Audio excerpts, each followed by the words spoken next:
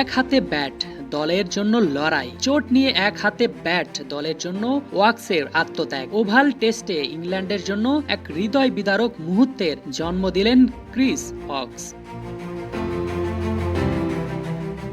ফিল্ডিংয়ের সময় কাঁধে মারাত্মক চোট পান তিনি। সেই চোটে আর বল হাতে মাঠে নামা সম্ভব হয়নি তার পক্ষে। অনেকেই ভাবছিলেন ম্যাচ থেকে ছিটকে পড়েছেন ওয়াকস, কিন্তু ম্যাচের চাপের মুহূর্তে যখন দল রান খুঁজছে তখন এক হাতে ব্যাট ধরেই মাঠে নামলেন এই অলরাউন্ডার।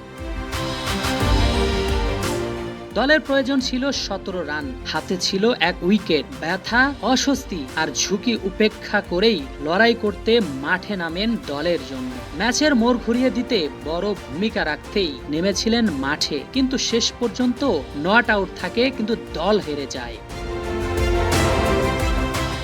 এই দৃশ্য শুধু সাহসিকতার নয়, বরং দলের প্রতি নিঃস্বার্থ ভালোবাসার পরিচয়ও। ক্রিস ওয়াকসের এই আত্মত্যাগ হয়তো স্কোরবোর্ডে বড় কিছু নয়, কিন্তু ইংলিশ ক্রিকেট প্রেমীদের হৃদয়ে এই মুহূর্তটা স্বর্ণ অক্ষরে লেখা থাকবে।